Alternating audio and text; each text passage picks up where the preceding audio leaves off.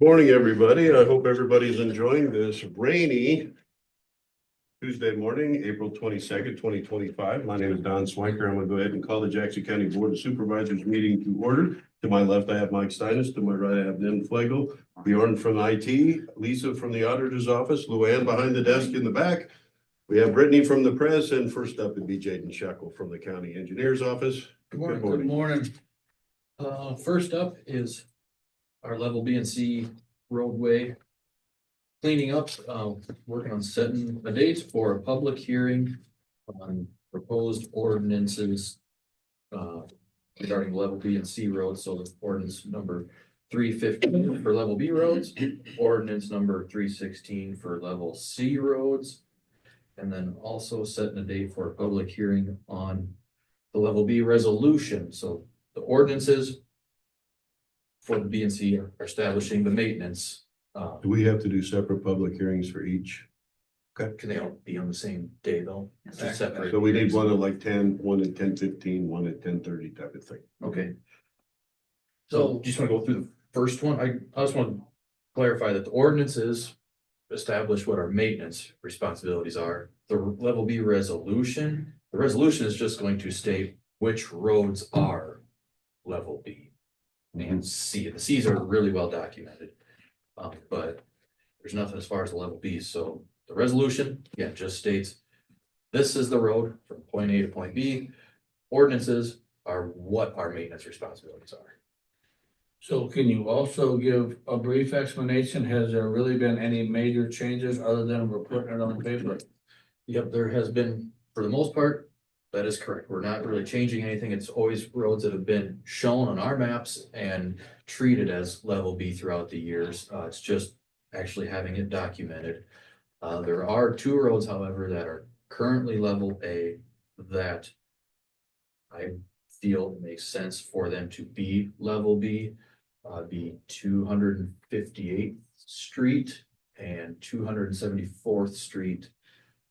They connect Mill Creek Road to eventually go up to 250th Avenue, Y61.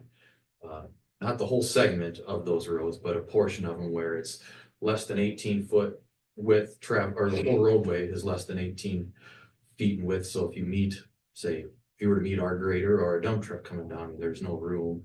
It's bluffs, it's drop-offs, it's just, those segments are the main or the major change of this resolution. Is I feel like those two roads, those two segments of those roads. But they've always been level A because they've never really received maintenance or gravel or.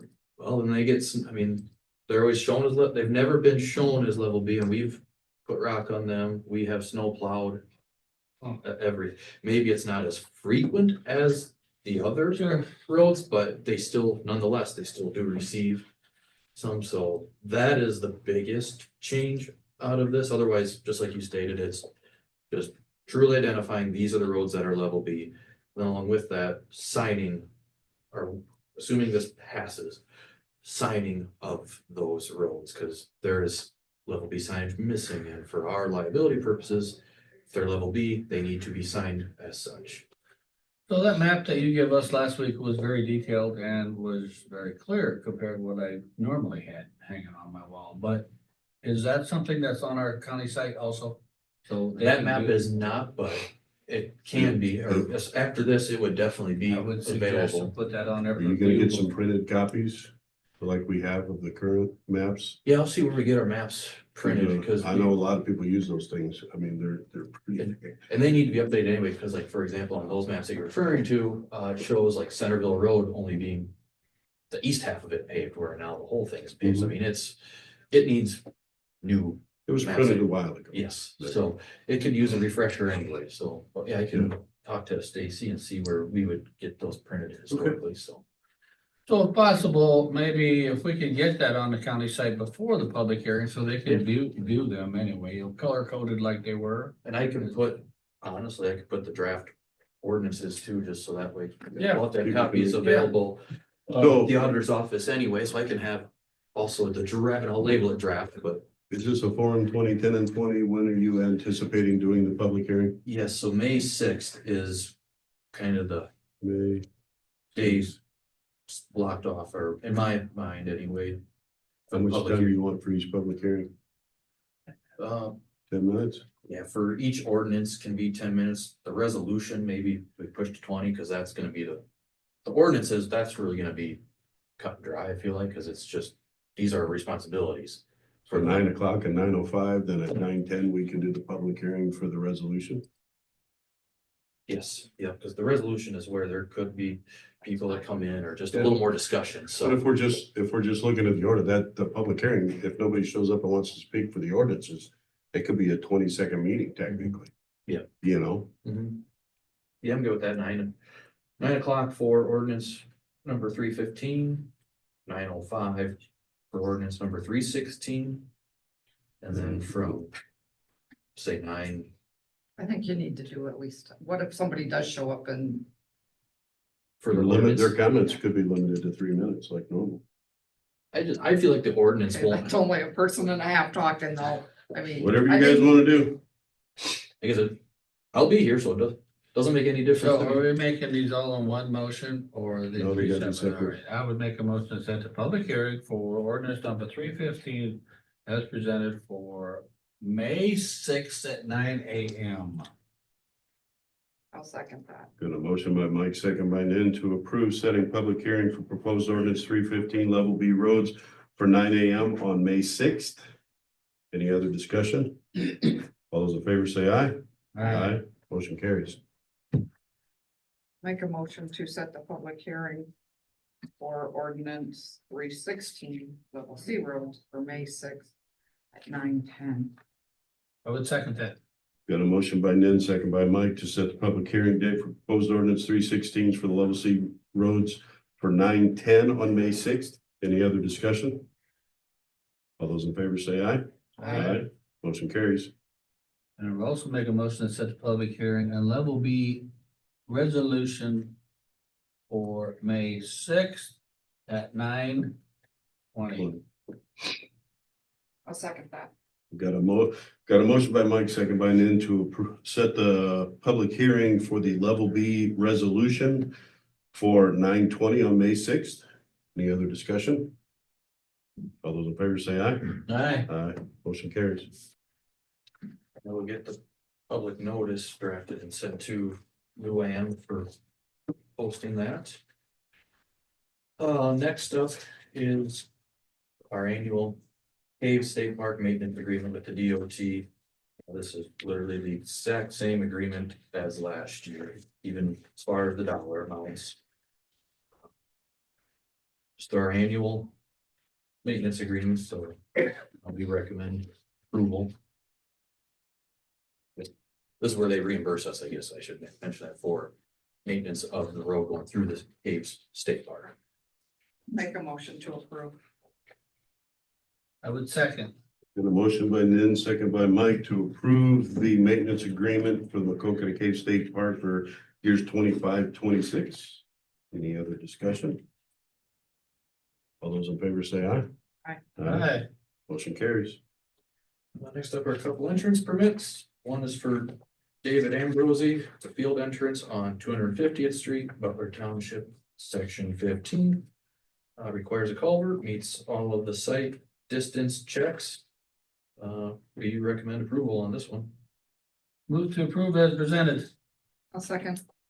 We got a motion by Mike, second by Nan to approve the field entrance permit for David Ambrosi in Butler Township, section 15 on 250th Street as presented. Any other discussion? All those in favor say aye. Aye. Motion carries.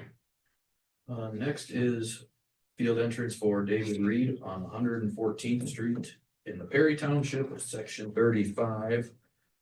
This one does not require a culvert, has site distance to the east. It has reduced site distance approaching from the west. But there is a curve in the road that's signed for 25 miles an hour, so knowing that, it meets site distance.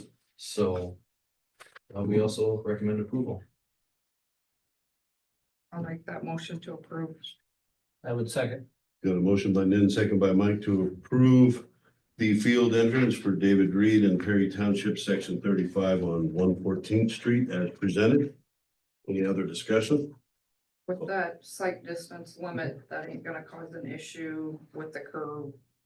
No, because it's posted at 25 mile an hour, that curve is, and it's a sharp 90. I mean, there's no way you could really go 55 on it without having problems prior to the driveway. Okay, I was just worried about the curve and where the driveway, you know, then Mhm. they wouldn't wipe somebody if they were backing in or something. No. Okay, Any other discussion?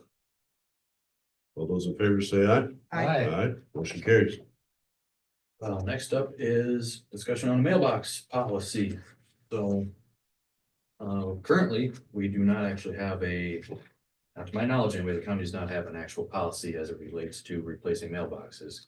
Because with our department, the nature of our work, there are times where mailboxes do get hit, whether it's snow plowing or retrieving the road, what have you. So this policy will state So- what the responsibilities are as far as when that damage occurs. What policy we've been going on for years? Handshake? Yeah, I don't believe there's any. this is what we do. If we. You don't have a break one off, policy I because guess it we goes replace it. through you. It's not been a formal policy to my knowledge. It's just they call up and they claim that I tell them to send me their bills. And I reimburse them up to $100.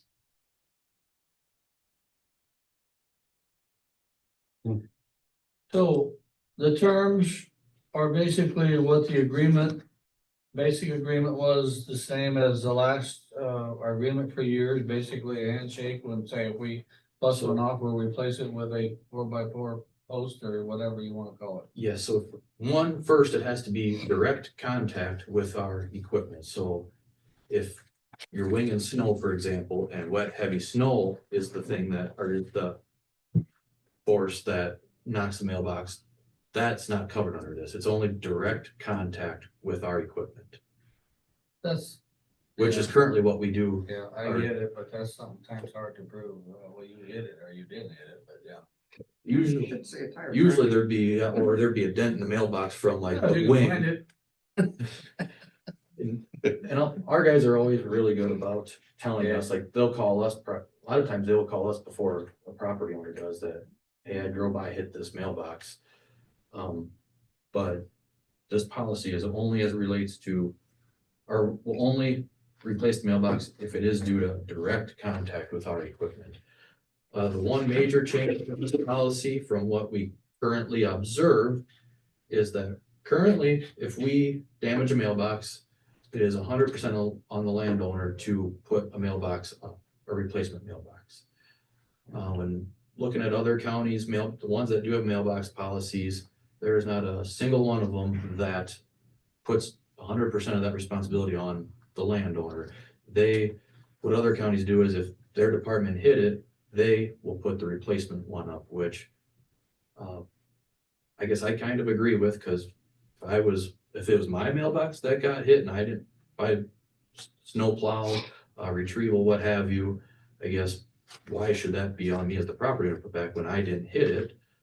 So what this policy does is we have a standard mailbox, like it's a cedar 4x4 cedar post with just your standard galvanized mailbox. That's what a standard replacement mailbox would be. So if we hit it with our equipment, we will put that replacement mailbox up. Now, if somebody does not, Is there a dollar amount that's attached to that? to that one, no, because it'd be, I guess you could say, I'll come back to that. Okay, So if somebody has a special mailbox, a certain decorative one, ornamental one, what have you, and they don't want our county standard one, they want it replaced with the similar kind. Per this policy, we would not replace that mailbox. That would be on them, including the installation, because they want something different. I don't feel like we should be coordinating, well, you go get your special mailbox from Menards. Once you give it to us, then we'll put it up. This is the one that we will put back because we hit it. If you want something else, then that's on you. But in turn for that, they get reimbursed up to $100 for materials only, so no labor. So they would have to supply receipts to get reimbursed with the damage claim form. That'll be as part of the policy as well. Well, I think you need to have a standard policy, yeah, that you're gonna replace it with this, a 4x4 and a galvanized mailbox. I think that's obvious, you gotta have a standard, otherwise it's gonna get So for a way hundred, out of proportion. Do we have is the county installation, could that be an option or a reimbursement of X amount of value or denomination also? like our time, if we have to go put it in. Yes, I mean, will we allow for $50 or $75 or whatever it is for us to Well, put, if they don't want us to put it in? I, I mean, what are we gonna do? We're gonna have to go dig a post hole and put, okay, I mean, I So just, that's what you're doing by giving them up to the $100. I get it, but is there, you said that was never in the policy before, but now if we're gonna offer that we will install it. but then they get the standard. If they only get the $100 for other stuff, if they don't want our standard, if they want something different. Okay, but if they want us to pull it in, it's still the same denomination, $100? Or if they just say they're gonna put it in, I we don't, offer them $150. Well, I it's, don't get what it's you're labor's asking. not included. Labor's never included. In what we've been doing. Well, it will be now if we decide to put it in. If you're gonna offer the option for us to put it in, right? So that's only if they choose to go with our standard, then they don't have to do anything. We will supply it, we will get the I materials. hear you. If Which we- the standard will fall way under that $100, Yeah, yep. even with our labor, And us honestly, paying our most- guys for an hour to go do it. And looking at other counties, our $100 is actually high compared to other counties. Most of them are either 35 or 50, but now granted, those are policies that were like 10 years ago. And obviously everything's gone up. So I feel like our $100 is probably realistic by the time you get a post and mailbox. I mean, it doesn't go far anymore. So I do feel like that dollar amount is sufficient. Exactly what I'm saying. You can't go buy a post in a mailbox and go dig a hole in a half hour with two guys or whatever it is. You can't do it. So it's gonna go. But if they want something different, I guess that shouldn't be, if they want the standard, that should be on us because, okay, we did hit it. We'll replace it and maybe that gives a little more incentive for us to just be more careful. But again, it's still gonna happen. It is what it is. But if they want something different, then I feel like that's where we don't need to get involved because we don't have time to really coordinate, waiting for them to go get their special mailbox, giving it to us to go put it in. So what are you, it's just so I'm trying to figure out what you're asking. Are you saying if they want the standard mailbox, but they want to put it in, that you want them to get some labor money back or? No. Not necessarily. I just wondered if there's an option for two different types of scenarios, you know. If they don't want us to put it in, or if they're gonna put it in. Then they or can if- put whatever they want in? If the standard policy is 100, that's the way it is, that's fine. Okay. I would make a motion to approve the mailbox policy as presented. I would second that. Got a motion by Mike, second by Nan to approve the mailbox policy as presented. Any other discussion? All those in favor say aye. Aye. Motion carries. In the way, I should mention that, the W-9 statement I put updated on the claim form, Okay. so. Thank you. And next is ready for Becky. Welcome, Becky. Good morning. Good morning. Thank you. So as you guys are all aware, a few weeks ago, our secondary road shop foreman transitioned back to the road crew. So we advertised to fill the secondary road shop foreman vacancy. We did interviews last week. We did have the shop foreman from Clinton County join us. We certainly appreciate Harry and Todd's willingness to allow him to jump in on that. We did have a great selection of candidates. We did end up with a unanimous decision to make an offer to one. However, so we are here today to ask for a motion to approve the conditional offer to Keith Nims as secondary road shop foreman effective May 12th, 2025 at a $71,000 salary to start, which will increase to $72,500 upon successful completion of a 6-month probationary period, including authorizing the county auditor to issue biweekly paychecks for the same. Motion to approve. Second?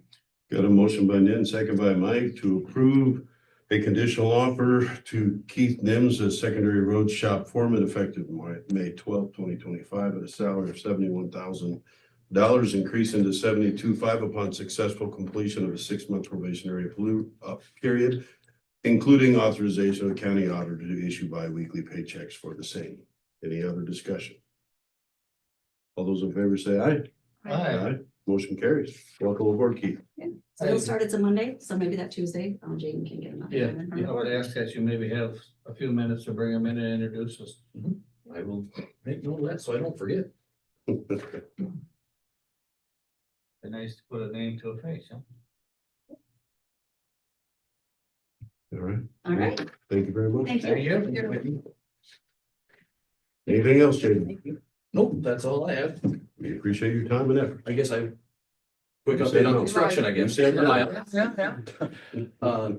Z34, the road is open now. The bridge approach is done. They will start base widening either tomorrow or Thursday. Kind of depends on weather and how the plant calibration goes. The base widening is the excavation along the existing edge of pavement and placing back with asphalt for our widened shoulders. So, and then right after that's gonna go, once that's done, it's going right into asphalt paving, so. Just depends on weather and how plant calibration, but sometime this week is the plan, but the road is open. How long then, once, if everything works out well, how long will the rest of the project take, do you think? I'd say about a month and a half, probably. So when you say open, it's open to flagger during today, is there workable hours that we're talking, or do they run late, do they run till 6, 7, or? You know, what I'm saying is if you expect a flagger at 6 o'clock, and then after that, is it open to one lane or both lanes are open? It'll be, so when they're, Denise? the DOT spec has when they're allowed to start and stop the end of the day based on, is it half hour before sunrise and half hour after, I'd have to verify, but there's certain limits based on sunrise when their working hours can be. And during the working hours, at any time, yeah, if they're working, it'll be with a one lane only. And the flagger's a pilot car, but the road, you'll still be able to get from one end through the other, it's just you'll have to sit, wait for a pilot car. Okay, but when they're done in the evening, both lanes are open. Correct, yep.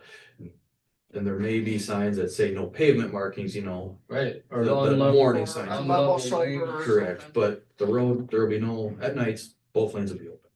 I stopped by the bridge the other day and I was surprised to see I'm assuming the north side approach that we did was significantly smaller than, Yes. than the south side or whatever, but it looks Yeah. good. That's because that north side was redone when the overlay was performed on the north half of Z34. Just that one panel out there at the bridge was the one that was busted up the most. So figure, well, the other concrete was sound, there was no need Yep. to redo that, but yes, it is less than what was on Okay. the south side. Not our county project, but obviously with our staff performing the inspection on the Main and Summit Street intersection, that is closed. The general contractor started their work, so all the private utilities have relocated. That was a couple weeks worth. There were a lot of utilities that had to move, but they have begun their work. And we also, our contractor will be in to do a random crack sealing that occurs every year on our road. They are in this week to start doing that as well on our asphalt roadways for maintenance, so. You know What's which that ones flaky them stuff? are? No. What's that? You know which one they are? There's 3 roads. D55 from Zwingle to Lamont. Z20 from Highway 64 to 84th Street, so going north to Spragueville and north of Spragueville a little bit. And then on Z34 from the Clinton County line to Highway 64. And just, I know it's probably, what is that flaky stuff when they crack seal? It's like they put a tape or something over it that flakes up and peels, or what is that? Or is that just to keep it from being sticky, or That's probably their backing material when they lay it down. it just looks weird when they do it? Mhm. All right, thanks. Anything else?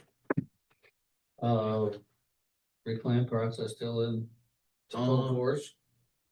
When it's dry, yes. Right now we're on hold with the rain, but they did some last week, and from what the forecast holds for us this week, with the rain this morning, I doubt they're gonna go today, tomorrow. Rain every day. This rain will help pack what Yeah, you it did ain't gonna down, hurt because it was today. pretty loose on some of those roads you did. Yeah, and we really needed rain too. I mean, it was starting to get dry, real dry, so we needed the rain. Good. But yes, when it's dry, they're going again. Good. A lot of construction going on right now. Yep. Appreciate It's it. the season. That it is. Thank you. Thank you. Sunshine. Thank you. All right, next up, we got visitors and citizens. Is there anybody online? No. Anybody here from the visitors that would like to address the board today? Seeing none, we'll move on, but we reserve the right to come back. Next up is, are you subbing for Maryland? Yeah. All right, come on up. You are up. Morning, Laura. How we Good doing? morning.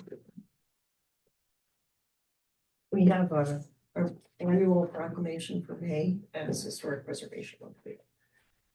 And I'm a member of the Jackson County Historic Preservation Commission here to represent the commission's request. And I'll read the proclamation. Proclamation Historic Preservation Month, whereas historic preservation is an effective tool for managing growth and sustainable development, revitalizing neighborhoods, fostering local pride, and maintaining community character while enhancing viability. And whereas historic preservation is relevant for communities across the nation, both urban and rural, and for all Americans of all ages and for all walks of life and all ethnic backgrounds. And whereas it is important to celebrate the role of our history in our lives and the contributions made to the dedicated individuals in helping to preserve the tangible aspects of heritage that has shaped us as a people. And whereas Jackson County Historic Preservation Commission celebrates the national theme, People Saving Places, Place Savers who pour their time, energy, and resources into protecting places they care about, often without recognition, in ways big and small, and inspiring others to do the same to better educate and involve the Jackson County community in its history and historic preservation. Now, therefore, I, Don Swanker, Chairman of the Jackson County Board of Supervisors of Jackson County, Iowa, do hereby proclaim May 2025 as Historic Preservation Month and call upon the people of Jackson County, Iowa to join their fellow citizens across the United States in recognizing and participating in the special observance. In there whereof I unto subscribe my name on 22 April 2025. Do we have a motion to approve? Make a motion to approve. I would second. We got a motion by Nan, second by Mike to approve passing the proclamation and designating May 2025 as Historic Preservation Month. Any other discussion? All those in favor say aye. Aye. Motion carries. Thank you much. Nathan, Morning, how we doing, sir? good. So I thought we'll start off with the things that some of you might have gotten calls on. We've done a kind of a deep dig into our harbor rentals and leases at Spruce, and we're currently working through the process of booting some of them that didn't match with their registration with their lease name. The lease that since in our system since 2015 has the year 2015 has always said that your lease has a boat number registration has to match who is named on the dock. So that's where this has come from. We finally got it. We were able to run the numbers. We found some variances through quite a few of them. Some of them were able to prove with bringing in their registration that their name was on it. It just didn't show up on the when we ran it because they weren't the first one on the list. So some of them were able to keep or prove and keep it. We gave them 7 days to bring that information to us. So at this point, the last board meeting, our board made a motion to eliminate some of the dock lease people. We'll have to with refunding those and replacing them with those from the waiting list. So the last meeting then drew some numbers for us. We're waiting on the county attorney to approve our letter that we're sending out to these people. So hopefully we get that back from them pretty soon. So that's something if you've gotten calls on, we've stirred a pot. Actually, I was over there on Saturday and there was a big group of them in the trailer hood, so to speak, as they like to refer to it. And they all thought it was a great idea. They said it was about time. Okay, good. So, and I'm gonna say there's like 20 in the group. So, Okay, yeah, and I think there's a lot of people happy and then there's some that aren't. So, I mean, Basically, those that are getting booted. those that are getting booted or maybe been caught, and some of them say they've been doing it for 15, 20 years, and I don't know. I thought I had more faith in people not, or telling the truth, so it shows maybe sometimes I should trust people as much as we can. On that same subject, ramp is starting to take shape over there. There was a few mistakes in our engineering plan that we're working through right now. I think we got one of them fixed yesterday. The wall extended too far from what his width of the ramp was.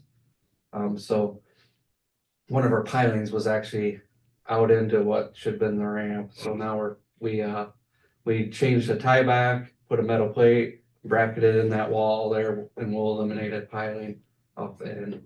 Is what our hope Is that is. toward the east? It would be on the east I side. seen the mark on the wall that looked like a piling had to come out, yeah. Yep, so, How much would it be to just drive another post? oh, I bet a lot from And what, try to get a crane in there or. Yeah.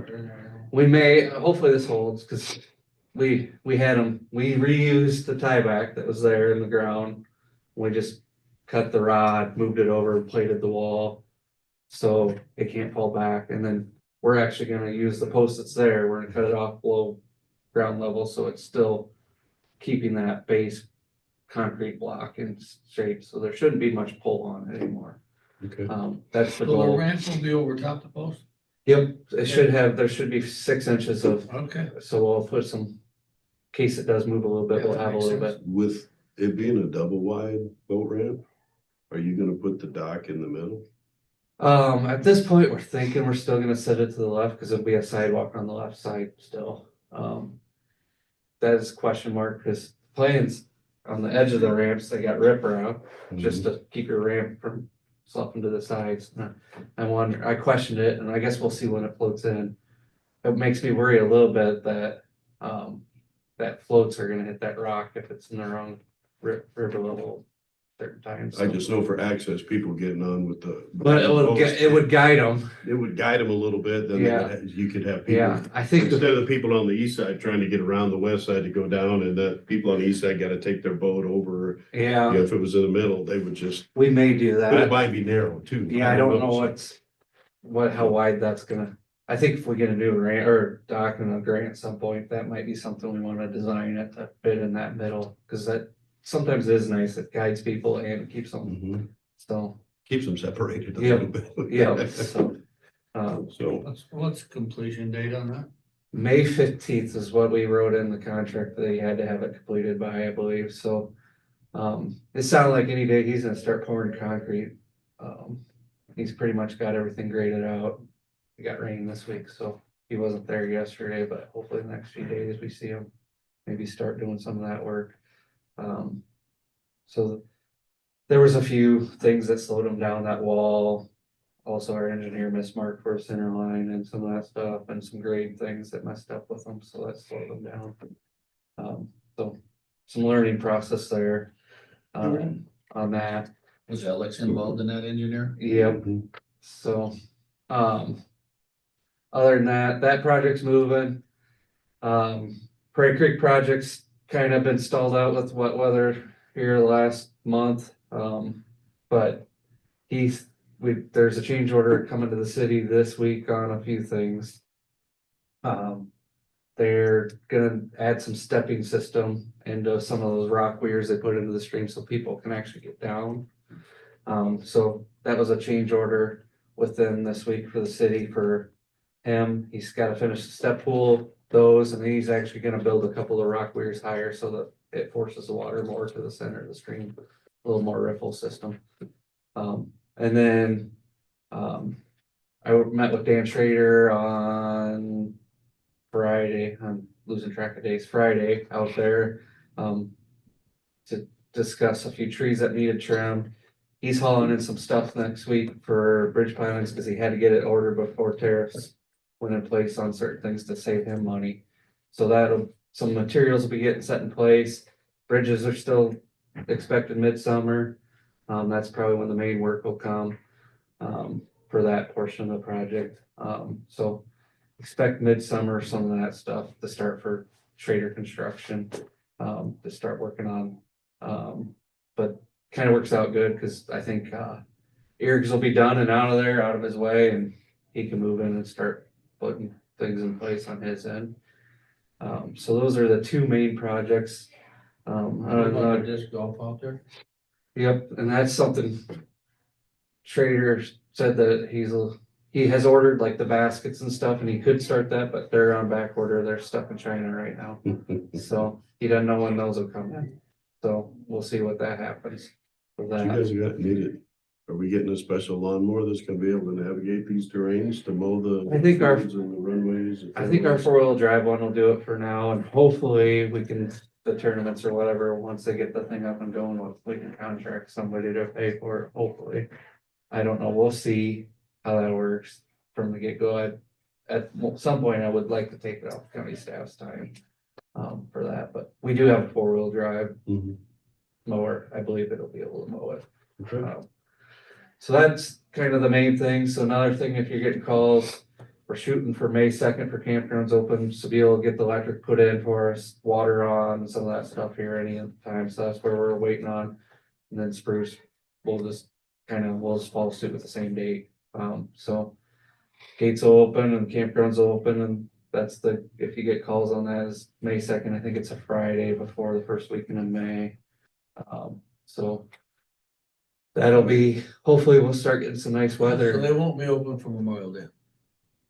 That'll be a They're month open, before, yeah, yep, okay. it'll be a month before Memorial Day, right. so, I that's. saw the river was dropping pretty fast, but now. Now, yeah, It's so I shooting noticed back this up morning almost 4 or that, 5 feet. yeah, there's a straight line north, so So, yeah, hopefully it's not. awesome. Yeah, other than that, I don't have anything too new or anything for you guys, but, What's the approximate cost of the change orders? oh, I don't have that number on top of my head. I think it's, so yeah, we will have a change order that we have to do our budget, because the boat ramp at Spruce wasn't in there.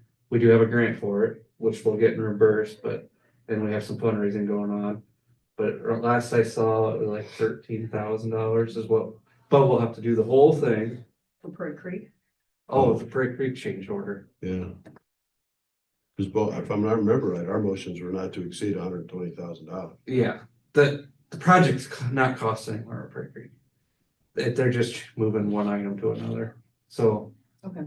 the ear construction, they removed some trail seating since he didn't have to go in a certain way.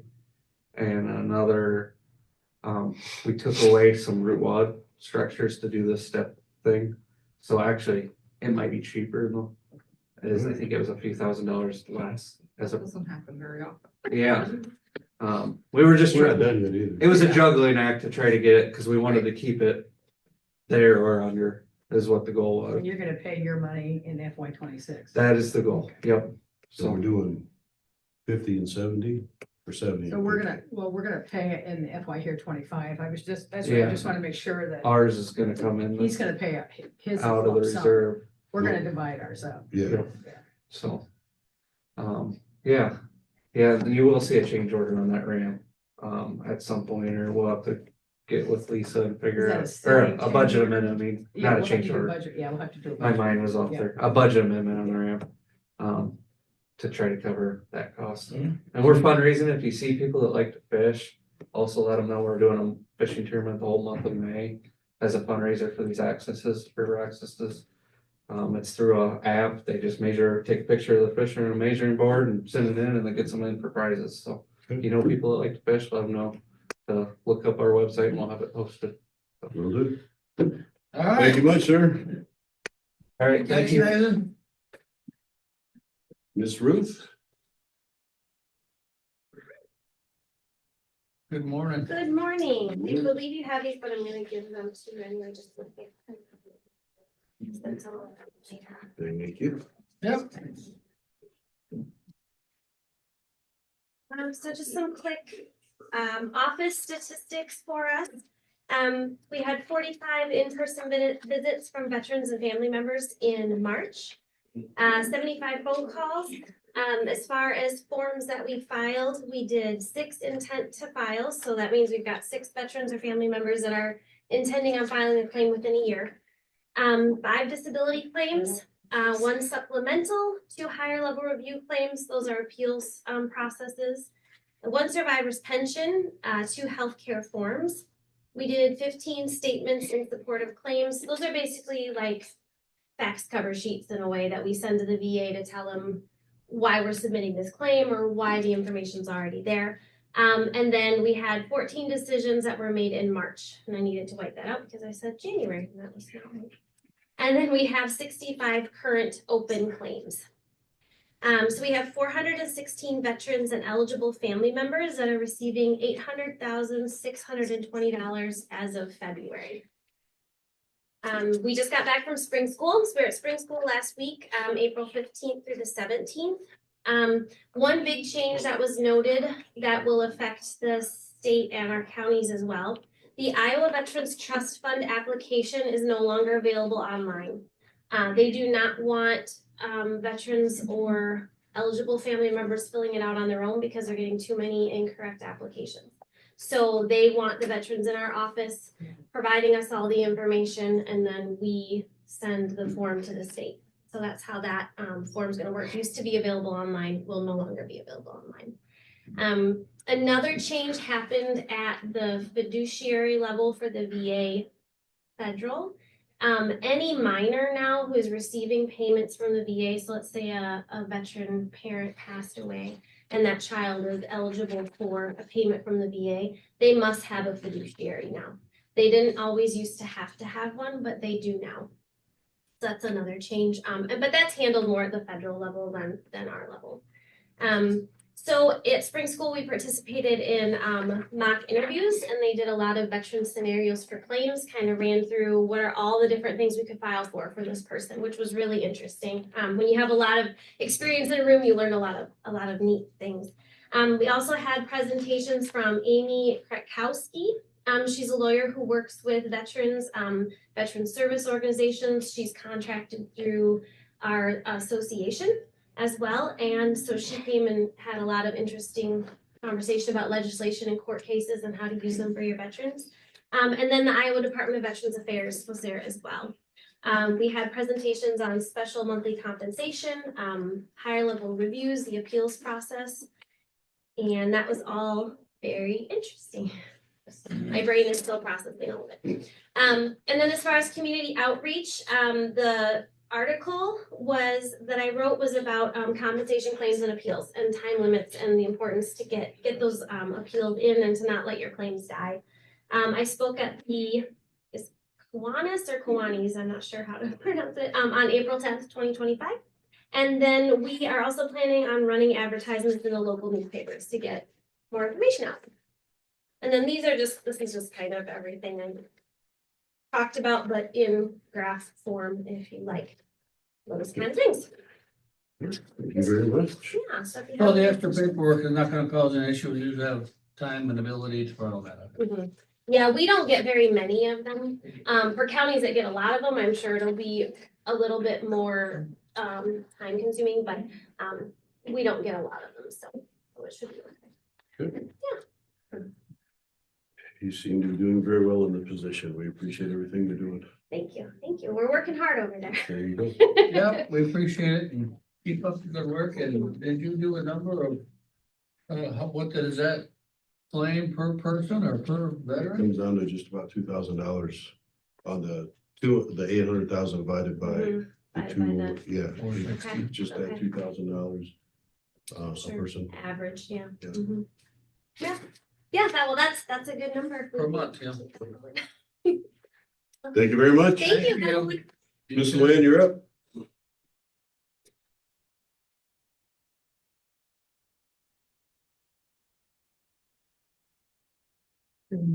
Morning. Okay. Calendar for this week. And ECA strategic planning is, I actually put it down under the 23rd, but it is this afternoon from 1 to 3 for Mike. Tomorrow, April 23rd at 9 a.m. is an IRIS meeting in Dubuque or by Zoom for NIN. At 11 o'clock is a student health fair and info fest in Macokota for any of you that want to attend that. 4 p.m. is a virtual aging and disability town hall meeting by Zoom for any of you. And at 6:30 tomorrow night is the Jackson County Municipal League meeting in Lamont for Mike. Thursday, April 24th at 5:30 p.m. is a HACAP meeting by Zoom for Mike. On Sunday from 2 to 4 is the Historic Preservation Commission's program at the Pecocata Art Experience for any of you that wanted to go to that. Monday, April 23rd at 4 p.m. is an Early Childhood Iowa council meeting in DeWitt or by Zoom for NIN. And at 7 o'clock tentatively is a Board of Adjustment meeting, if they decide to go ahead and have that meeting. Our next regular meeting will be Tuesday, April 29th at 9 a.m. Good. That's all I have for you. All right. Thank you much. Lisa, do you want to do some of yours? We got about 15 minutes. I think we can get it in. This morning, I need a motion to approve the minutes of the April 15th, 2025 board proceedings and work session as written by Auditor Smith and authorize publication in the official newspapers. Second. Got a motion by Mike, second by Nan, to approve the minutes of the April 15th, 2025 board proceedings and work session minutes as written by Auditor Smith and authorized publication in the official newspapers. Any other discussion? All those in favor say aye. Aye. Aye. Motion carries. Need a motion is needed to approve and authorize the auditor's office to issue warrants in the publication of the claims listing in the amount of $208,317.12. So moved. Second. Got a motion by Nan, second by Mike, to approve and authorize the auditor's office to issue warrants and the publication of the claims list in the amount of $208,317.12. And most of that is just rock, if I remember reading correctly. So, any other discussion? All those in favor say aye. Aye. Aye. Motion carries. It's getting this time of the year where we're transferring money because some departments are running short, so this morning, I need a motion to approve resolution number 1113-04-22-2025. Transferring $5,000 in appropriations from the IT department to the data processing department. And, it's my understanding that, that's just preliminary until she can do a budget amendment, is what she told me. That's correct. I'd make a motion to approve. Will that transfer back after that or? Yeah. Okay. I'll second that. We got a motion by Mike, second by Nan, to approve resolution 1113-04-22-2025, transferring $5,000 in appropriations from the IT department to the data processing department. Any other discussions? All those in favor say aye. Aye. Aye. Motion carries. All that I have for the board right now until the rest of the after the budget.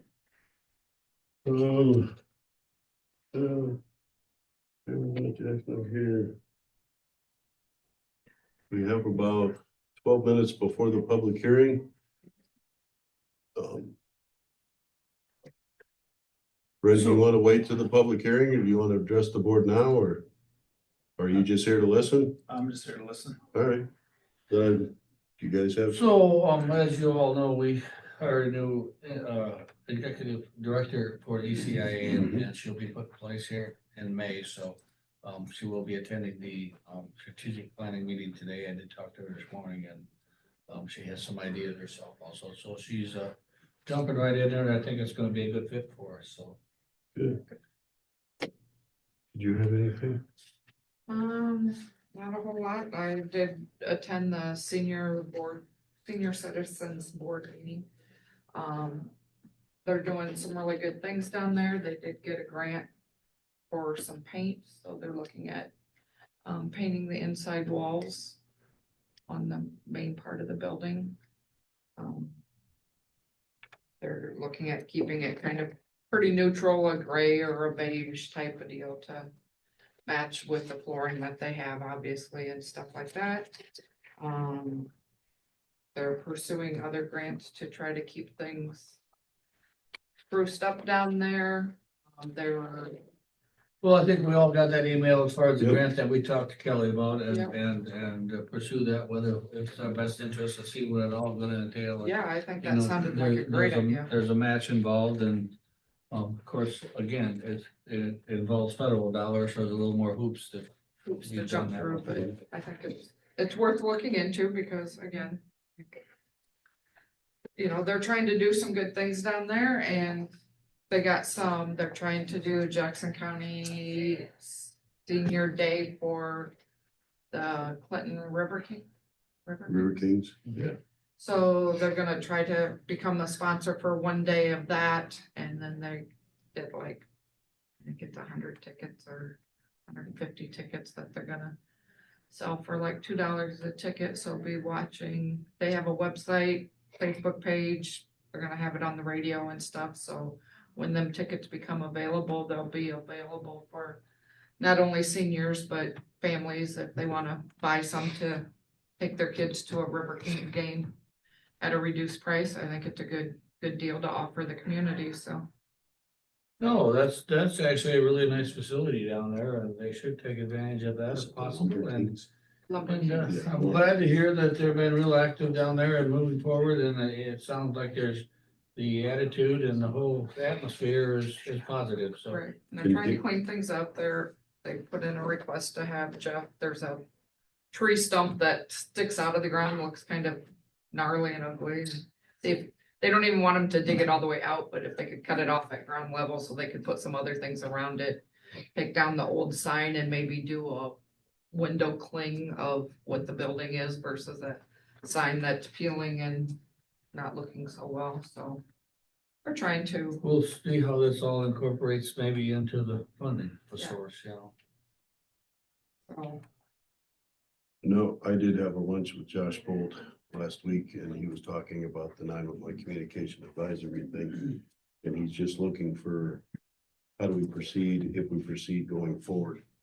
And he was wanting to know at what point in time do we look at, do we get rid of the old one, start the new one that he submitted, kind of a 28E agreement?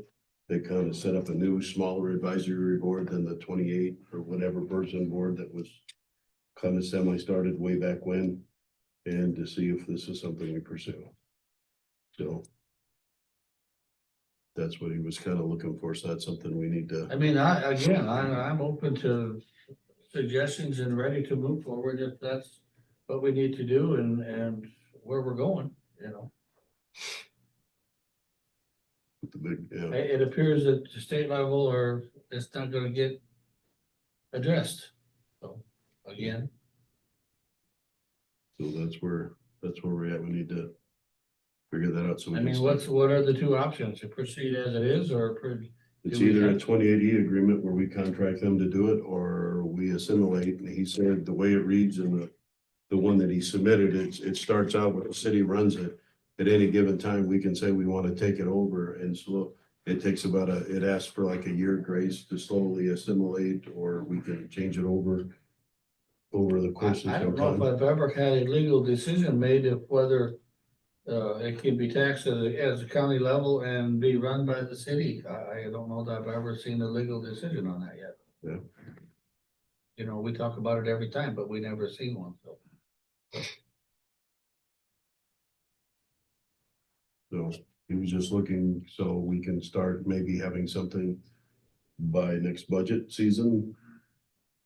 Certainly needs to be talked about.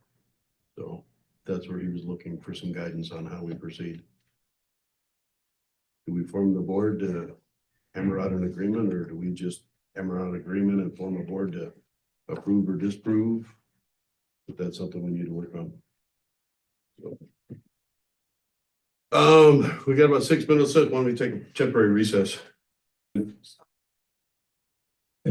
pushed one. All right, it's 10 o'clock and we'll go ahead and reconvene at this time, and we will open the public hearing for the FY 2026 budget.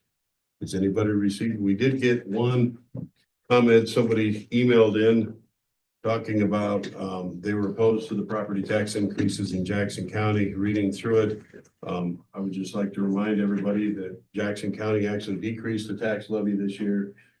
Even though it might look like your taxes went up, that's probably applicable to assessed values, which your letter you should have received at the beginning of April. We'll talk about how your home value in current market sales was reflected, and that can do a change. So it's kind of twofold. So that's the only thing that I know of. I have not received any comments from the public or phone calls or emails. Has anybody else?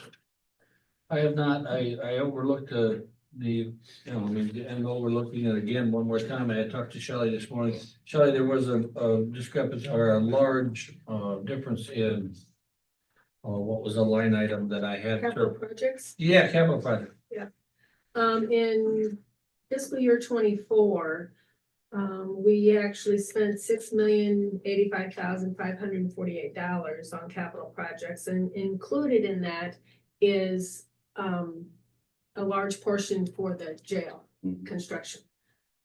So we pretty much 3/4 of the way through, hopefully, by that time. So that's why that's so large compared to fiscal year 25, where we only are budgeting $2,641,922. So capital projects includes the jail construction as well as bridges, road construction, anything infrastructure wise. So that's why there's a huge discrepancy.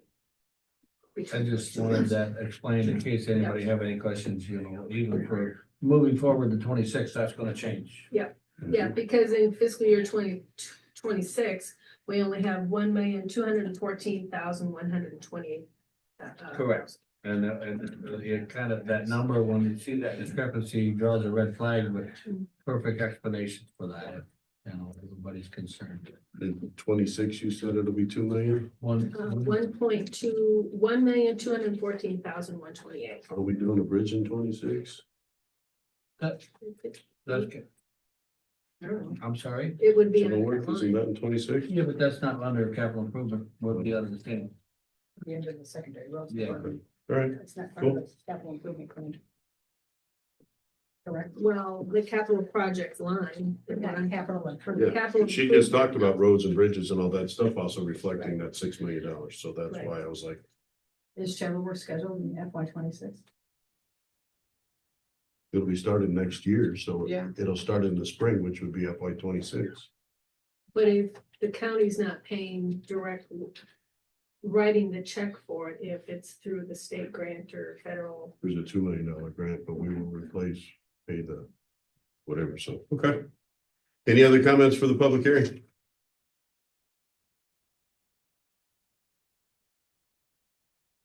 I would make a motion to close the public hearing. I'd second that. Got a motion by Mike, second by Nan to close the public hearing for FY 2026 budget. Any other discussion? All those in favor say aye. Aye. Motion carries. With that being said, then I need a motion to accept and place on file the compensation board's recommended elected officials compensation schedule for fiscal year 25-26. Make that motion. I would second. We got a motion by Nan, second by Mike to accept and place on file the compensation board's recommended elected official compensation schedule for fiscal year 25-26. Any other discussion? So just to make a note on that, the compensation recommended was changed from the recommendation. Yes. Correct. Any other discussion? All those in favor say aye. Aye. Motion carries. I need a motion to approve resolution 1111-04-22-2025, certifying the Board of Supervisors approved salary adjustments for all elected officials for fiscal year 25-26.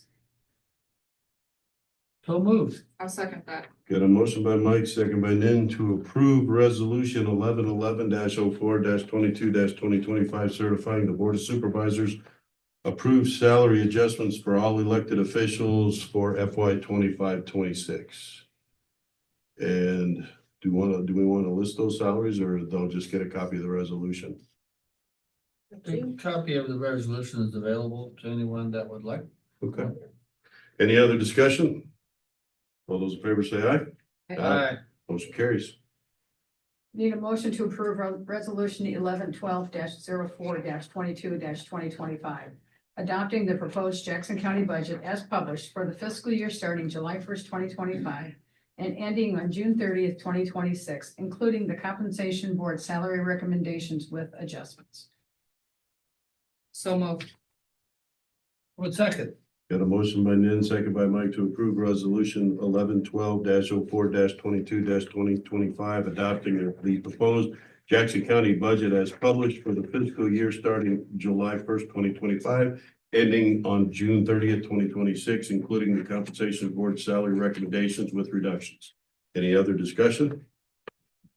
All those in favor say aye. Motion carries. And finally, I need a motion to approve and authorize the chair and auditor to sign the adoption of budget and certification of taxes for fiscal year July first, 2025 through June 30th, 2026. And direct Auditor Smith to file all required forms with the Iowa Department of Management. As So- required by law. So moved. Second, Got a motion by Mike, second by Nan to approve and authorize chair and the auditors to do sign the adoption of budget and certification of taxes for fiscal year July first, 2025 through June 30th, 2026, and direct Auditor Smith to file all required forms with the Iowa Department of Management as required by law. Any other discussions? All those in favor say aye. Motion carries. That's all that I have for the board today. All right. Thank you. Dean, are you speaking? You are up with the ISU extension. Is anybody coming with you? Is Amber coming too, or no? Okay. Amber's out of state with a court meeting, Okay. so she asked me to attend it. Okay. So you get You get thrown under the bus then. second best. Yeah, well. I That's questionable too, isn't Can't it? tell. Yeah. So I think that she's forwarded to you the Everybody saw the sign? sign Yeah. and the location, yep, and the location of it's gonna be above the double doors at the entrance there. So today we're here to prove that per our lease agreement. Was there a size on that? I don't know, but I remember reading the size of it. It was the same, wasn't it the same size as the other one? Believe, As extension? I believe so. Yeah. I believe so. But it's gonna line up directly above the double doors. Yeah. it's gonna be more square than Yes, not a Yeah. rectangle. Yeah. Right. Right. Yeah, so it's probably a little It'll be different. centered above the double doors. No, I thought it was pretty simple and plain and self-explanatory, I suppose, if you, that's what you wanna call it, but yeah. There's still an opportunity to call it Destinus Together We Built Valley, if you so Oh. choose. Fundraising, no. But in all reality, we're very grateful of everybody helping with this and where we're at today. Yes, we do have some fundraising to do, which is an ongoing effort by the committee, so. Then there is a new logo that you saw. Mhm. And the reason behind that is that, you know, that original image was more of a building look to it, which does not fit with what we have now. So now it has class hands is what it is, meaning together we built. So obviously it was quite a project for the whole community. You know, Mhm. I mean, Huge. we again express thanks to everyone that was involved and not involved, everybody basically is involved. So, I mean, when you go to a different level and explain what's going on in your county and tell them you had an X amount of $6 million building built by donation, it's, I don't know what the total was. Maybe I quoted Yeah, it. I'm saying, $3 million out. Well, maybe I would say. Maybe over You thinking of the jail? Were you thinking of the jail? Well, we had them two projects going on at the same time, so it was pretty, Yeah. eye-opening to other people that say, wow, you know, on donations, you know, so. So what they're looking for today is permission to hang the sign. I would move to approve. I'll second that. Got a motion by Mike, second by Nan to approve the hanging of the new Together We Build Outreach Center sign. Any other discussion? That's gonna be done by Peter. Pete, Okay. professional. Yeah, AFP professional. graphics. Cool. Any other discussion? All those in favor say aye. Aye. Aye. Have fun. Motion carries. You know, the other night we had a meeting there and I think every room in the new facility was being used. And which is huge. And I was there just the other day and ongoing projects are going on and meetings. So encourage everybody to stop by if you haven't had a chance, take a look. And it's not too late. We are busy trying to finalize the fundraising, but we are where we're at and it's nice to have it there. Thanks to the whole community and you folks and everybody for helping. And they're still selling tiles, so I if was gonna somebody say, wants just to so get the a public tile. knows they're doing the tile sales Right. yet.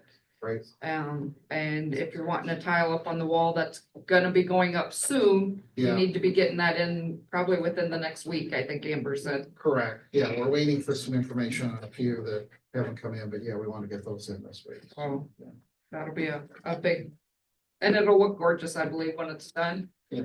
They're doing other fundraising. They're doing a little poker chip sale.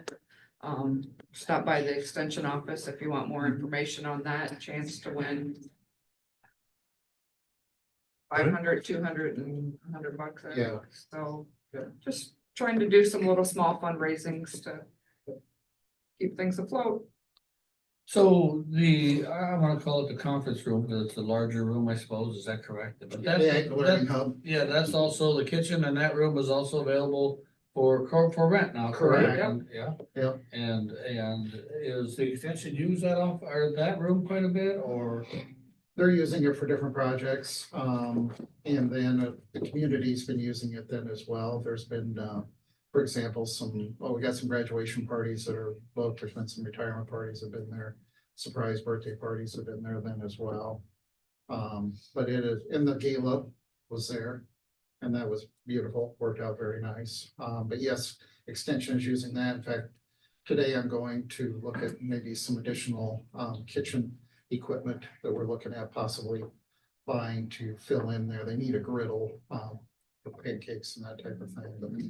And we just recently had an oven stove donated to us by Dr. Appliance out of Delmer. Nice. And it was a nice, very nice used unit. They called us and connected with them, and so we moved that in here the other day then too. So, Nice. a lot of good things like that are happening, so it's Well, I great. appreciate again your persistence in completing that project and ongoing. Thank you. And Thanks for everything you do. retirement's working out, or is that? Yeah, no, it's working out Looking just for fine. something to volunteer with? We've got a couple spots that could be available for. You're not the first one. I think you might have been the first one to ask. Back at another meeting. That was before you retired. Parents going well. Thank you very much, Steve. We Yeah, appreciate thank you. it. You bet. Thank you. Well, we have two more people left on here, so I guess we'll go ahead and take another brief recess. All right, we'll go ahead and reconvene at this time, and next up we have is Lene Birkin and Lori Elam. Welcome. Good morning. Good morning. How we doing? It doesn't matter to me. You're both here to give us an Eastern Iowa mental health update, so Okay. you want to tag team it? You want to just throw your hands up and say, we don't know, we understand? Well, I'll start out talking about the closeout plan. And, as the regions are winding down, there are some things that we have to do. So, but first of all, I want to thank you for taking time out today to see me and listen. I've been making my way around. I've done this with Scott County, Muscatine County, Cedar County, and then today with you. And then I'm seeing Clinton County in a couple weeks. So this was one of my goals, to get around and make sure everybody's aware that come June 30, the regions cease to exist. And, there are certain requirements that DHS has of us, or HHS has of us, that are in this closeout plan. So I'm going to go over those, and if you have any questions, I'd be happy to answer them. And then we can talk a little bit about the new system and what we know. Every week we get new information. So the closeout plan, the new behavioral health system was created by House File 2673 back in the spring of 24. And the new system goes into effect 7/1 of 25. And so HHS told the regions that they needed a closeout plan and a budget from each region. So the requirements in a closeout plan include, one, a budget. And so we had to project, estimate, whatever you want to call it, what our expenses are going to be from July 1 to December 31. Some of those expenses are pretty easy, audit costs, staffing costs, but some of the bills are a little fuzzy. We don't know how many people will be committed between May and June. We don't know how many people may come in and request a service, those type of things. So we're estimating. I went back and looked at historical expenditures on several of the services. And then I looked at the last 6 months in terms of what we spent and gave it my best guess. So we have some of our providers will send in May and June bills come July. sometimes May bills will already be paid. It'll just be June bills that I have to pay in July and August. So there are bills that we will be paying.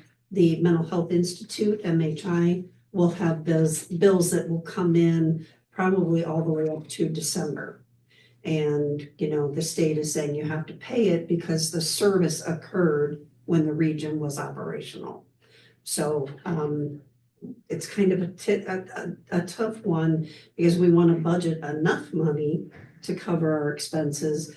Any leftover money gets sent back to HHS. If we are deficit, and I'll tell you, our budget is deficit. If we are deficit, the state has said they will help out those regions and provide funding so we get all of our bills paid. That way we're ending it clean, start fresh with a new system. So we have to dissolve the 28E agreement. So the 5 counties came together. We've had 3 28E agreements. The most recent modification was in December of 22. In the 28E agreement, it talks about a dissolution, how you dissolve the region. And one of the categories is if the state changes code and the regions no longer exist or no longer fund mental health services. I think that's kind of ironic that that was put in our plans 2 years prior to this. Somebody had a vision. Somebody knew something 2 years ago. So it makes it very easy for us to end the 28E agreement. The governing board all decided that they wanted each county to do a resolution because there's a representative from each county on the governing board. So I wrote up a resolution. I had our county attorney look at it. I had our HR person look at it, had Ken Beck, our chair of our governing board, look at it. Everybody was good with it.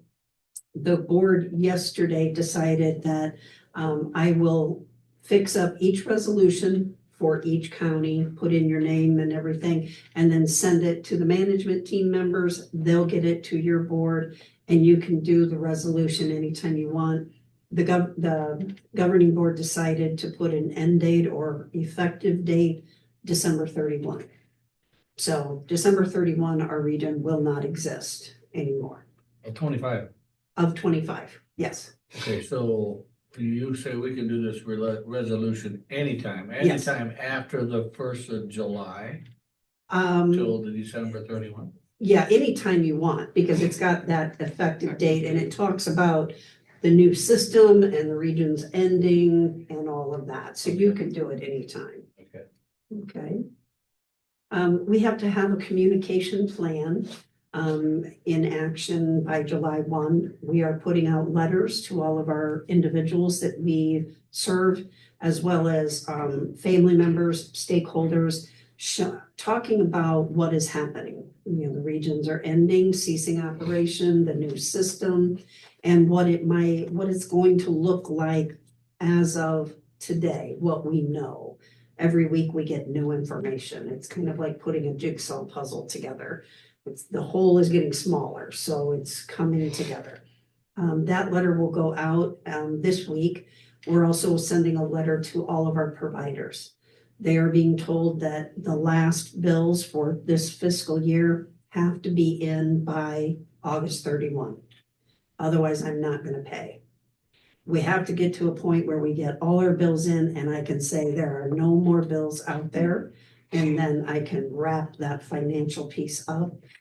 If there is any extra money, it goes back to the state. I need to do a financial reconciliation. There's a form that HHS has and I have to get that sent in early January. So we're going to be sticklers about bills with our providers. I created a spreadsheet for all of our providers and I'm tracking their monthly bills. And as they come in, I fill in the spots. So if I start seeing a provider that's got some holes in my spreadsheet, I'm going to be making a call and saying, what's happening? Get me your bills. I want to get you paid. I can't guarantee it if you send it in late. So that hopefully will help, but they'll get a letter explaining all of that as well. We've reviewed all the contracts. There are no other obligations, for the region, so we're good with that. All of those contracts will end June 30, and all of the providers know that.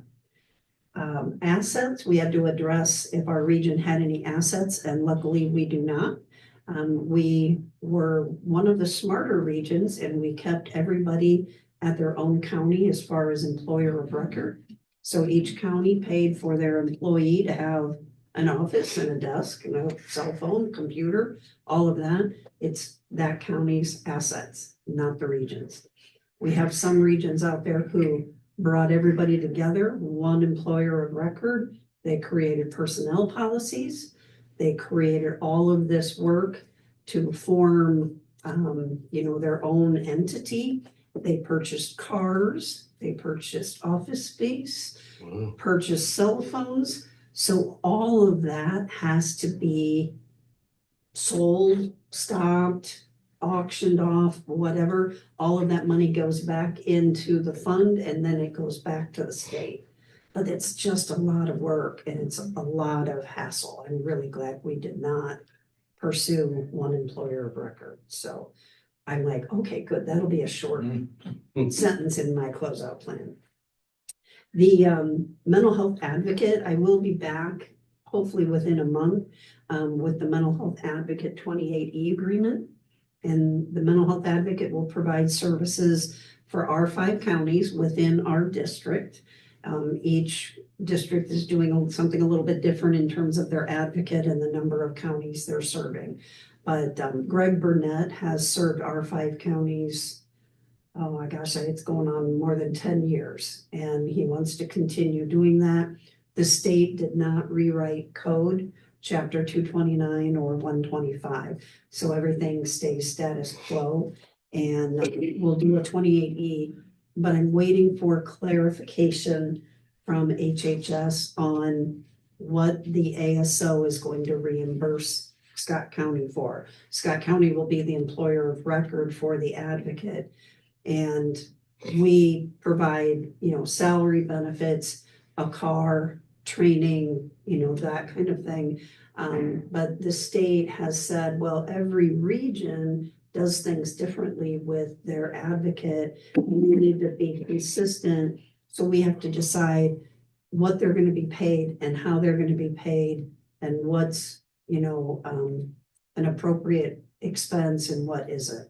So we're waiting for direction. I don't want to have a 28E done and then have the state change what their policy or what direction they're going in. So as soon as we get the answers, I'll be back out and go over the advocate 28E with you. We will be having a final audit for FY25, of course, and then we're going to have a really short audit for FY26 for July to December, because we will have spent more than $100,000. So we have to do this mini audit for 26 and send it in. The 25 audit is, usual process. Those audits won't be done until December. Our governing board will be meeting in July and August because we'll be processing bills, and I want them to see the expenses. I want them to see our budget, and then they'll meet again in December. So as we do the final reconciliation, the closeout, and everybody can say goodbye. It'll be very sad, but we'll get that all arranged in December. And then we have to address record retention. So every county is keeping their own records for the mental health files, and they can decide what they want to do with those files. Do they want to scan them in and make them electronic, or are they going to keep paper files? Mental health records have to be kept for 7 years, so that will be up to each county. Everybody's aware of that. There's no way that Scott County can store 5 counties worth of records. We're busy scanning ours in and making them electronic, so. Was that included when we digitized?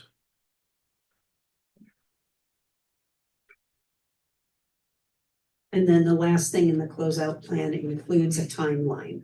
So I've listed dates on when we're going to notify individuals, when I'm going to the 5 counties, when we submitted our closeout plan, when we're gonna have our last governing board meeting, when are we having the region dissolve, all of those dates for HHS and also for my benefit, I can check them off that when I got them done. So our budget, we're projecting a deficit of about 246,000. I am going to hold the state bills, MHI bills until the very last, because they're about 258,000. So, and that's included in my budget. So we'll hold those to the very last. I want our local providers to all be paid. And I want staff to be paid, our fiscal agent, and I have a support person in my office who will help do bills. And then I'll be working a few hours each week on region stuff and then fade out that eventually come December 31. So it's just a lot of closeout things that I have to do. So the state said, or they would confirm that they would help you pay the remaining bills with the deficit and whatnot, but they never give you a number. No, not yet. Not yet. So- And that's good that they can help pay their own bills then. If they're a little more extravagant what they expected, we don't see any forecast, any trouble or any. Actually, every region has submitted the closeout plan, and I know of at least one region who got their closeout plan back, said it needs to be redone. The budget is too high compared to the other regions. So they're having to redo their budget. I know that there is money in the incentive funds that, when you didn't hit your mark as far as a percentage of fund balance, that money went to the state. It's in that incentive funds, and there was about $41 million there. So there's plenty of money that they can use to help the regions close out business. I'm not worried about that at all. They'll send us money and get that done. So obviously, we're gonna make sure that staff are paid, then our local providers, and then MHI will be on the very bottom. So you say the pieces of the puzzle are slowly coming together as every week or every whatever you wanna call it, every day, week, month, whatever it is. Mhm. But, do you foresee fallout with clients and such, big fallout? I think it's going to be bumpy, just like any other change would be. Something new, something a little stressful. Where do I go? What do I do? We've had several conversations with the ASO about creating a flow chart so we know who to call and when. This is the situation, you call this person. Here's a situation, you call this person. Yeah, and I see that an issue too, and why I ask is the two gentlemen that just walked in are probably gonna be involved in some of this, so, it appears like it's, it all works hand in hand when. Right. The ASO has been busy hiring service navigators. And so the service navigators will have 4 of them in our district. I don't know where they're going to be So we stationed. don't know if Wow, they have an 4. office or where they're gonna be, Right. or if they have a van with what do they got in it, or what are we doing here? We don't know that yet. Yeah, I Yeah. understand. Those are still some of those puzzle pieces that That's are, some puzzle pieces I've missing. been hearing for the last 2 years, yeah. So it sounds like too, just to jump in, Yep. that the end of May, they intend to have another stakeholder meeting in Yep. person. Yep. And hopefully by the end of May is when we will get answers to a lot of these. Okay, so as I understand here through the grapevine, whatever, you've been employed to stay with Scott County Yes, and work hand in hand with Lene, I should say, with Jackson and Clinton County? Kind of how we're. so we will still have people come to our offices Sure. and, they're gonna say, hey, I need some mental health services. I'm having some problems in my house and I need some help. We'll know who to call and get that person hand off to the right entity so they will get what they need, the right service at the right time. We have folks with disabilities coming out of schools. Parents aren't sure what to do or where to go. They're still gonna call our office. And so we will turn around and hand them off to the DAP the disability access point. So they'll do an assessment and figure out, do they need short-term services? Is it long-term services? What are their wishes? What do they want to do in their life? So there's different situations, and that will mean different calls to different people. In my mind, I'm looking at this and seeing how it worked prior, not really sure either how that worked. But to me, this sounds like somewhat of a delayed effect. To me, like it's gonna take more time and more issues and. That is a concern, yes. Any reason, did you ever get any answers or any reasons why there's such a discrepancy in the population of these areas? No, Cedar County asked me that same question this morning. They looked at a number of things. They looked at the number of people on Medicaid. They looked at the number of homeless. They looked at the number of children. They looked at the number of providers. And they put all of these numbers into a formulary and it spit it out and said, here, this is the map. So AI says this is it. Yes, exactly. Yeah, they put it all in the AI and they spit it out. Basically, kind of what you're saying is our population is high, but maybe we don't have as many people receiving services. I think it has more to do with we're provider rich. Yeah. So that equals it out. To help Compared to other. Well, patients That's to interesting. provider ratio. Right. That's something I've never heard before. But Yeah. We do have 5 of the 8 metropolitan areas in our region. So, Well, that's why I'm wondering why, like Dubuque didn't go with, above us. Again, that's a large area up there, but the population would have surely shifted to I guess I Even don't now. no reason for it. one, I mean, obviously, there's a reason for it. Right, I don't have. a well, reason. we'll probably find out in a couple of years when things start to shake When it out. changes again? That could be, yeah. One thing that the ASO did say to us, and it was a little disturbing, they talked about the money coming from the state and going to each district. It's not about population. We are so used to money coming based on per capita. That's not going to be the case with this new system. It's going to come to the districts based on need. And so she gave an example. She goes, Southeast Iowa needs services. They don't have crisis services. So they're going to give more money to Southeast Iowa so they can develop crisis services. Well, I immediately jumped out of my seat and I said, whoa, wait. I said, the reason they don't have crisis services is because they don't have providers there. You can't just throw money at that area and think that you're going to grow providers immediately and have all of these services. There's not the providers, there's not the population. And so she said she was aware of that. And I said, what you're doing then in essence is you might be raising the bar in Southern Iowa to have some service somehow, but you're lowering the bar in some of our bigger districts or regions that have the services. And now those are going to shrink. And Because they don't so, have the funding, what's that? because they're not gonna have the funding for it. Right, Correct. correct, It's gonna go. right. So it's lowering the bar across the state.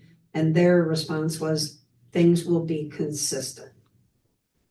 Consistency doesn't always mean better or equal or fair. When you say they and she, you're talking about Garcia? The ASO and HHS, yes. And I did get an email from Brent. He is got an email saying that he has been accepted for the advisory council. Great. So we do have somebody local for the ASO advisory council. Say that now, Lori. What's that? You say that now.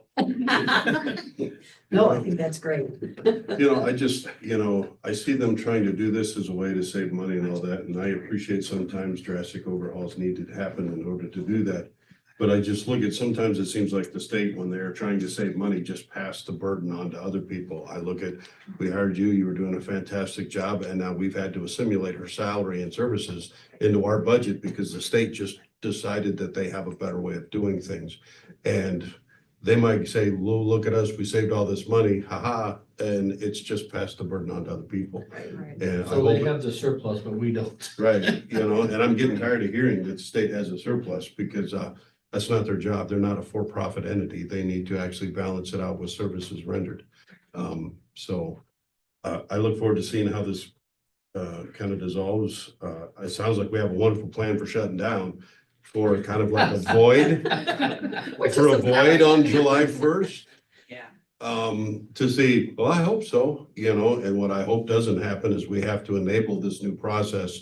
And then they take that as, well, if you're willing to do it, we'll let you kind of thing. And that will further their bottom line cutbacks and everything, further burdening the people in the counties that is truly struggling right now because of these, what I'm going to call unfunded mandates, which is a favorite phrase that comes out right now, because there's a lot of them. And when they unfund something, somebody has to, and unfortunately, that's the people.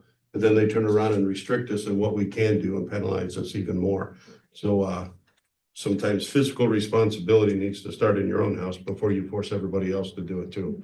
Let me grab my soapbox now. Yeah, no, I agree 100% with you. I did want to share, Lee Hinchin, the CEO of the East Central region. She has resigned her position, effective June 4th, and she is going to be the, director of EIC. ECI. Can never get those letters in the right order. But she's very excited.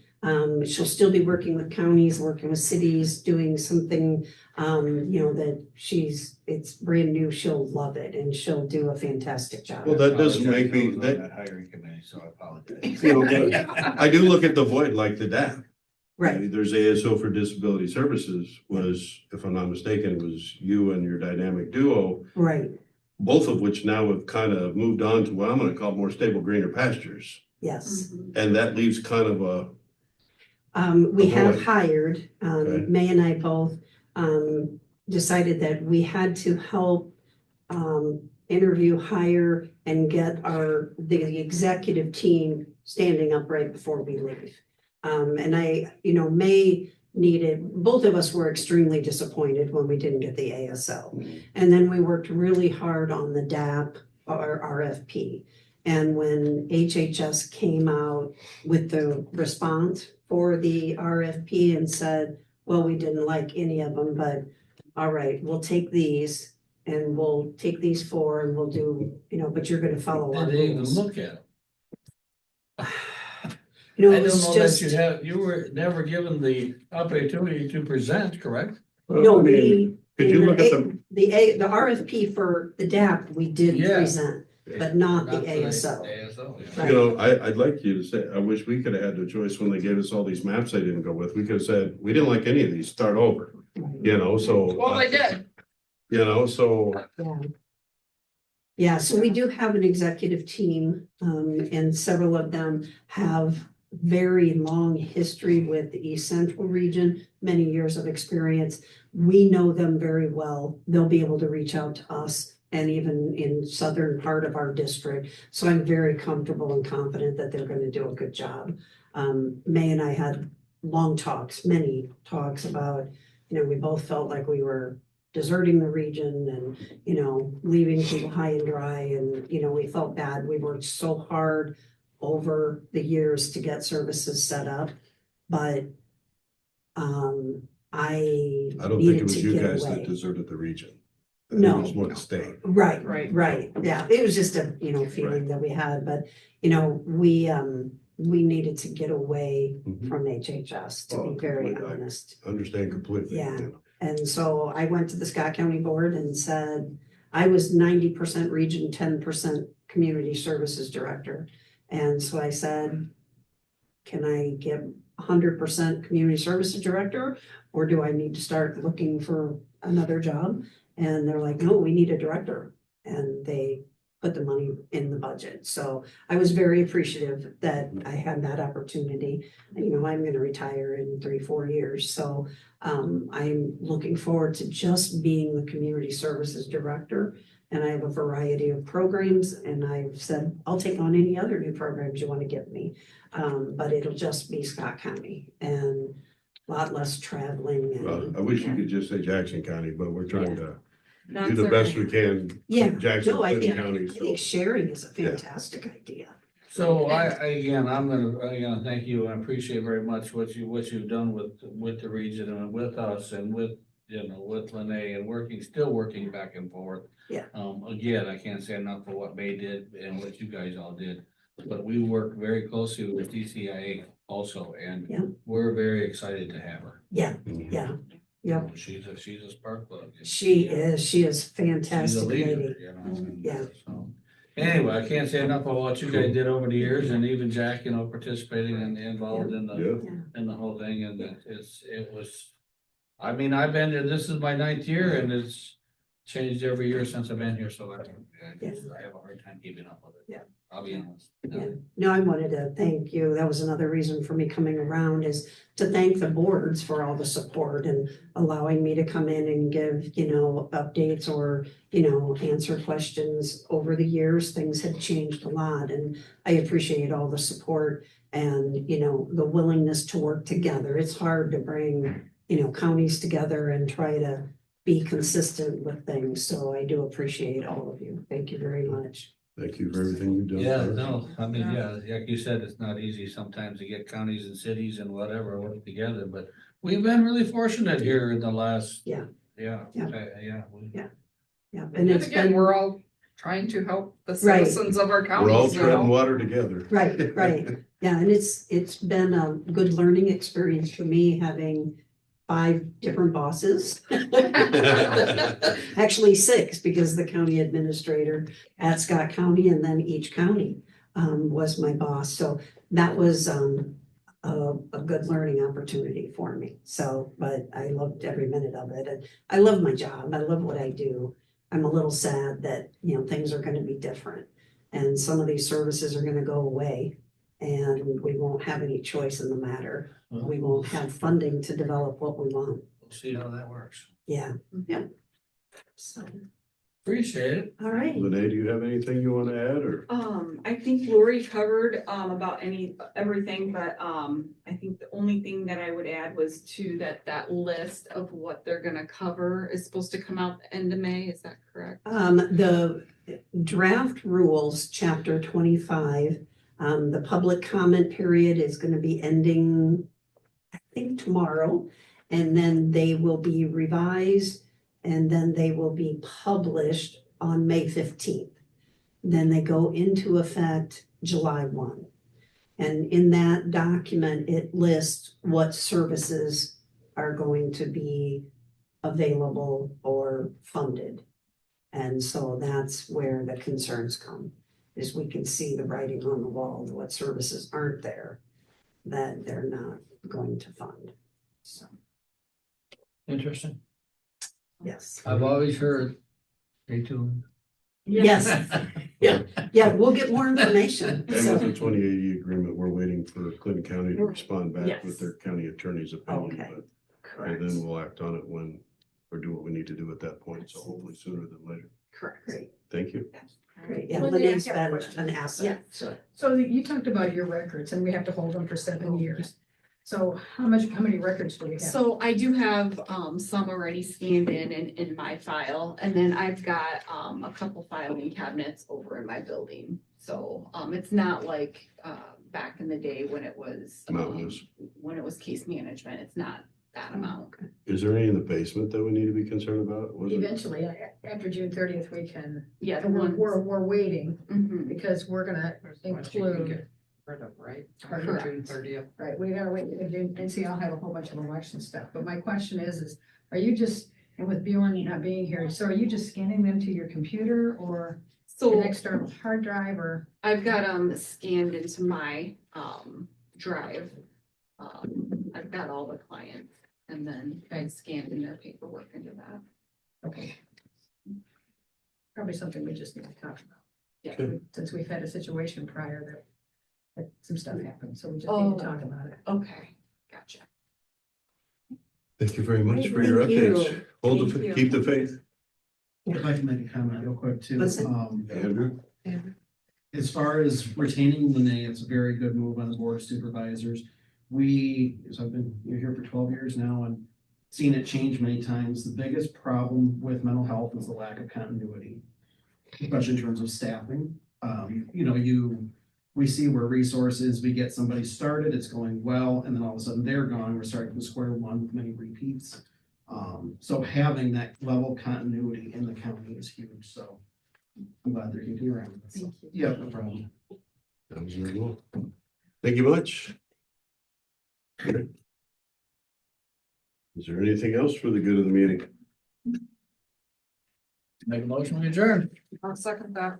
Got a motion by Mike, second by Nan to adjourn. Any other discussion? All those in favor say aye. Aye. Aye. Motion carries. Have a good day, everybody.